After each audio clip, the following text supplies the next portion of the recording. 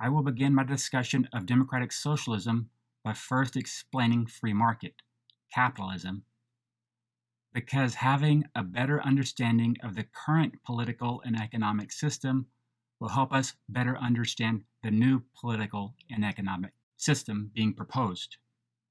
The nature or essence of free market capitalism is private ownership and control of capital, as opposed to government ownership and control of capital.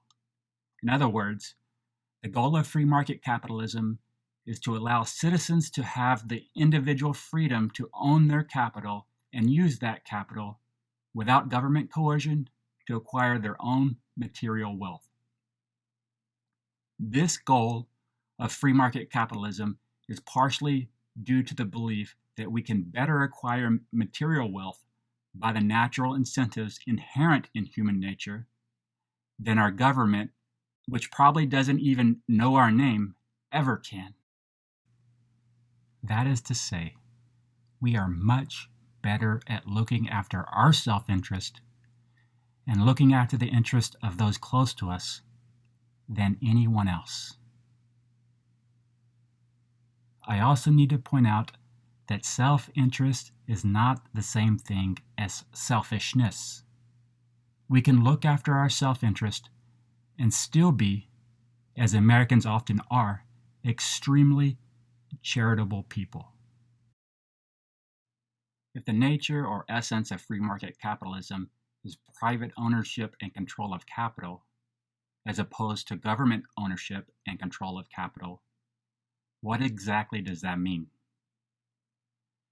An individual's capital is their money and their assets, with their assets being anything of value that can be converted into money.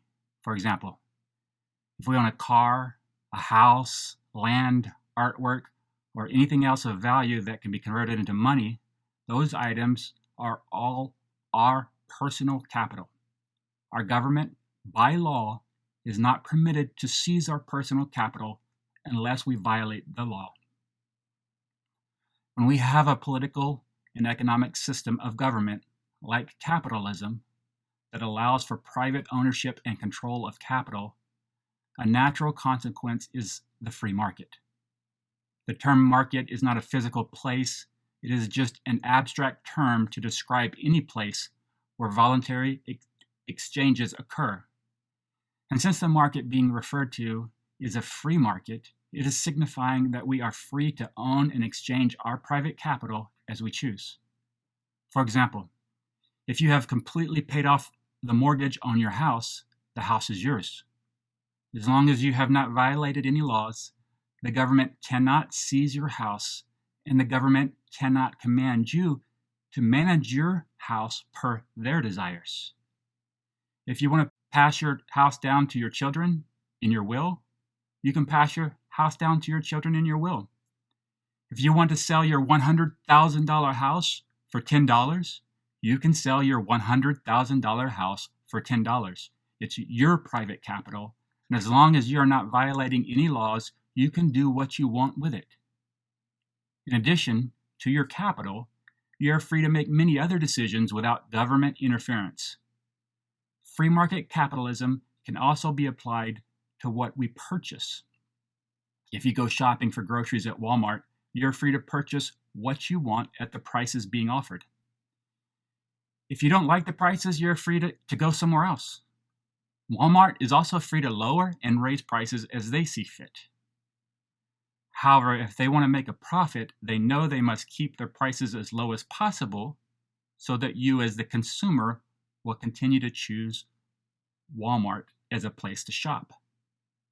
In addition, free market capitalism can be applied to your job. As an adult, when you wake up in the morning, you will likely go to a job where you have freely chosen to work. You may not like your job, but you have freely decided to work there for the salary your employer offered. At any time, you can freely decide your salary is not enough for the work you're performing. Maybe you have invested in your education and you believe you have higher skills that demand higher pay. Maybe you believe your many years of experience demands higher pay. Or maybe you believe your extremely hard work is not being properly rewarded. You are free to quit your job anytime you choose. However, the difficult feature of living in a country with a lot of individual freedoms is that our freedom works both ways. We often love the freedom we have, but sometimes we don't like the freedom others have. For example, in the same way, as long as you are not working for the government, you have the freedom to quit your job anytime you want, and your employer can also use their freedom to decide they don't like your work or they are paying you too much. As long as they are not violating any law, they also have the individual freedom to find someone else they believe can do your job better than you or do your job for less money than you. You as the employee and your employer both have the same freedom. We must decide to either live with our distaste for how other Americans use their freedom, or we must decide to give up our freedom and allow our government to make those decisions for us. Next, what means does free market capitalism use to achieve its goal? First, to remind you, the goal of free market capitalism is to allow its citizens to have the individual freedom to own and to use their private capital to acquire their own material wealth. So what means are used to achieve this goal? Quite simply, the means is literally our individual freedom. This is the reason I claimed in my introduction that free market capitalism intrinsically reinforces individual freedom due to the nature of free market capitalism. We cannot have free market capitalism without individual freedom. We, along with the individual freedom our current political and economic system prescribes, are the means for accomplishing the goal. In other words, we have a system of government that trusts its citizens with the individual freedom to make the best decisions with their own capital. When Americans claim that we are lovers of freedom, these are the types of freedoms we are talking about. We do not have complete freedom to do whatever we want to do. We must obey the laws. Instead, we mean we have a government with limited power. It cannot arbitrarily interfere in our daily lives. We can do as we please with our own capital, which is a great freedom to have. But it is also a great incentive to work hard. If my capital is mine, I can work hard to increase my capital, and I know the government cannot arbitrarily decide to take my capital from me. This is a great incentive to work hard and improve my material conditions of life. The individual freedom free market capitalism gives us is immense, and the fruits we receive from the incentive to work hard are also immense. On the flip side, since we have the individual freedom to increase our personal capital, we also have the individual freedom to make bad choices with our capital. Individual freedom coupled with the bad choices made by some in a better childhood environment or better natural abilities like intelligence of others will create inequalities. But this is not a new or unexpected consequence of capitalism.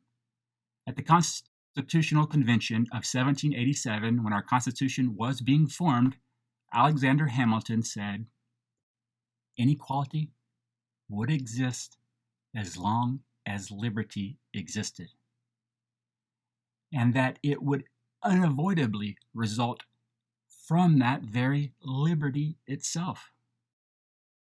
However, since inequalities exist in every country, would you rather live in poverty in a prosperous country like America, or would you rather live in poverty in a poor country, like many socialist countries? The Heritage Foundation looked at the conditions of people in poverty in the US and found that 80% of them have an AC, 75% of them have a car, 33% of them have more than one car. On average, they have 2 rooms in their house for every person, and 42% of them own their own home. Needless to say, most people living in poverty in poor countries do not possess any of these material benefits. To summarize, individual freedom is the means to accomplish the goal of free market capitalism, increasing the material wealth of its citizens, but a natural consequence of that individual freedom will inevitably be inequality.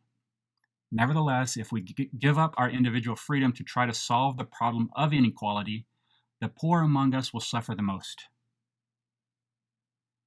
Now that I've introduced free market capitalism, I will begin to explain democratic socialism by highlighting some of the fundamental differences between the two competing political and economic theories.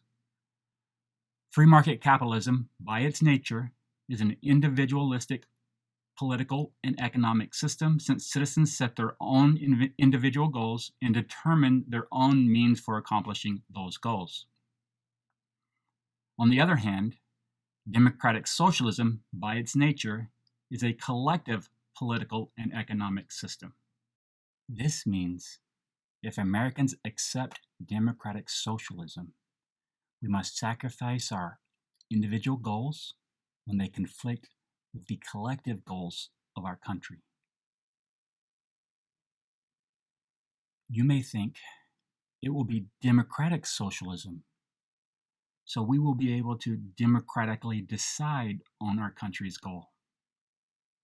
The reality is we will have very little influence on the country's collective goals. Consider our current political reality. How much influence do we, as individual citizens, really have on political decisions? America is not a full democracy, but a representative democracy.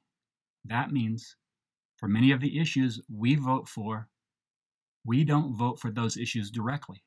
Instead, we vote for members of our community to represent our needs at the local, state, and federal levels.